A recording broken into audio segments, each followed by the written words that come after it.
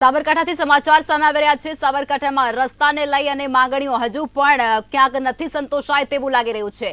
ઈડરમાં bypass રોડની માંગ વર્ષોથી અધૂરી છે, તે નથી સંતોષાય ત્યારે ઈડર તિરંગા સર્કલથી સત્યમ ચોકડી સુધી ટ્રાફિક જામના દ્રશ્યો સામે આવતા હોય છે। ટ્રાફિક જામ વચ્ચે 108 ઇમરજન્સી એમ્બ્યુલન્સ પણ અટવાઈ હોય તેવી પરિસ્થિતિ અનેકવાર ઊભી થઈ છે। એક પછી એક કે બે એમ્બ્યુલન્સ ટ્રાફિકમાં અટવાઈ રહી છે તેવા કિસ્સાઓ સતત સામે આવી રહ્યા છે। છેલ્લા કેટલાક વર્ષોથી ઈડરમાં બાયપાસ રોડની માંગ હજુ પણ યથાવત જોવા મળી રહી છે। ઘણા વર્ષો પહેલા આ માંગ કરવામાં આવી હતી, પરંતુ હજુ સુધી આ માંગ અધૂરી છે, એ માંગને સંતોષવામાં નથી આવી ત્યારે લોકોને હાલાકીનો વારો આવી રહ્યો છે।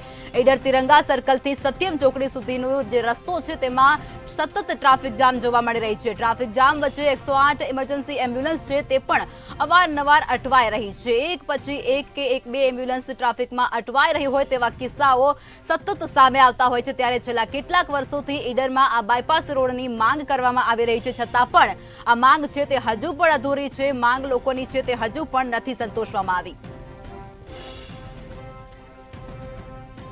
ઈડરથી તિરંગા સર્કલથી સત્યમ ચોકડી સુધી ટ્રાફિક જામના દ્રશ્યો સર્જાય છે, કારણ કે રસ્તાની જે સમસ્યા છે તે હજુ પણ યથાવત છે। ટ્રાફિક જામ વચ્ચે 108 ઇમરજન્સી એમ્બ્યુલન્સ પણ અટવાઈ જતી હોય તેવી ઘટનાઓ અવારનવાર સામે આવતી હોય છે ત્યારે લોકોમાં પણ ક્યાંક ને ક્યાંક ભારે રોષ જોવા મળી રહ્યો છે, કારણ કે છેલ્લા ઘણા વર્ષોથી આ ઈડરમાં બાયપાસ રોડની માંગ કરવામાં આવી રહી છે અને તે માંગ ન સંતોષાતા ડ્રાઈવરોમાં પણ ભારે રોષ જોવા મળી રહ્યો છે। ઈડરમાં બાયપાસ રોડની માંગ છે તે વર્ષોથી અધૂરી છે, વર્ષોથી કરવામાં આવી રહી છે, પરંતુ હજી સુધી તે માંગ નથી સંતોષાય। ઈડર તિરંગા સર્કલથી સત્યમ ચોકડી સુધી ટ્રાફિક જામના દ્રશ્યો સર્જાતા હોય છે। આજ મુદ્દે વધુ વિગતો સાથે ચિરાગ લાઈવ જોડાઈ ચૂક્યા છે। ચિરાગ, સમસ્યા હજુ પણ યથાવત છે, રસ્તાઓને લઈ અને સાબરકાંઠામાં શું પરિસ્થિતિ છે, જણાવો।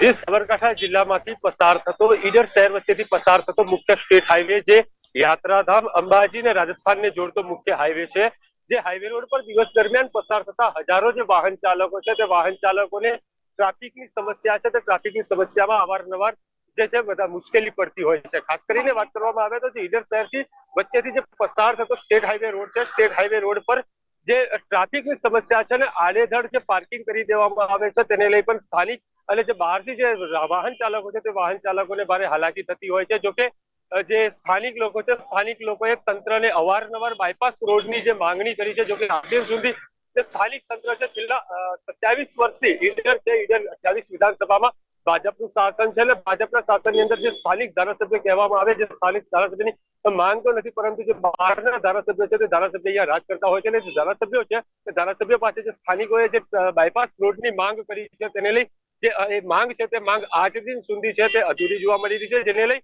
જે સાબરકાંઠા જિલ્લાના મુખ્ય જે ઈડરીયો ગઢ છે, જે ઈડરીયો ગઢ પણ સહેલાણીઓ આવતા હોય છે। નાના અંબાજી કે મોટા અંબાજી રાજસ્થાન તરફ જતા જે વાહન ચાલકો છે તે કલાકો સુધી આ ટ્રાફિકની સમસ્યામાં અટવાતા હોય છે। ખાસ કરીને જે ટ્રાફિક સમસ્યા સર્જાતી હોય છે તેને લઈ જે ઇમરજન્સી જે સેવાની એમ્બ્યુલન્સો છે તે એમ્બ્યુલન્સ પણ ટ્રાફિકમાં અટવાઈ હોય તે દ્રશ્યો જોવા મળતા હોય છે। અવારનવાર આ ટ્રાફિકમાં જે એમ્બ્યુલન્સ છે તે એમ્બ્યુલન્સો અટવાવાના કારણે ક્યાંક ને ક્યાંક જે દર્દીઓ છે તે દર્દીઓને સમયસર જે સારવાર મળવી જોઈએ તે સમયસર સારવાર મળી શકતી નથી। જોકે સ્થાનિકોની એક જ માંગ છે કે આ બાયપાસ રોડ છે તે બાયપાસ રોડની વર્ષો પુરાની જે માંગ છે તે માંગને સંતોષવામાં આવે। આવનાર દિવસોની અંદર લોકસભા ઇલેક્શન છે, લોકસભા ઇલેક્શન પહેલા જો આ જે બાયપાસ રોડની માંગ છે તે માંગ સ્વીકારવામાં ન આવે તો ક્યાંક ને ક્યાંક જે ઈડરના સ્થાનિક લોકો છે તે સ્થાનિક લોકો ક્યાંક ને ક્યાંક જો ભારે રોષે ભરાય તો નવાય નહીં। જી ચિરાગ, વિગતો સાથે જોડાવા બદલ ધન્યવાદ। સમાચાર સાબરકાંઠાથી સામે આવી રહ્યા છે। સાબરકાંઠાના ઈડરમાં બાયપાસ રોડની વર્ષોથી જે માંગ કરવામાં આવી છે તે માંગ હજુ નથી સંતોષાઈ। વર્ષો પહેલાની માંગ છે લોકોની, તે હજુ પણ અધૂરી હોય તેવું સાફ વર્તા રહ્યું છે ત્યારે ઈડર તિરંગા સર્કલથી સત્યમ ચોકડી સુધી ટ્રાફિક જામના દ્રશ્યો સર્જાય છે, કારણ કે રસ્તાની સમસ્યા હજુ પણ યથાવત છે। ટ્રાફિક જામ વચ્ચે 108 એમ્બ્યુલન્સ પણ અવારનવાર અટવાતી હોય તેવી સમસ્યા સર્જાઈ રહી છે। એક કે બે એમ્બ્યુલન્સ ટ્રાફિકમાં અટવાઈ હોય તેવી ઘટના રોજબરોજ સામે આવે છે।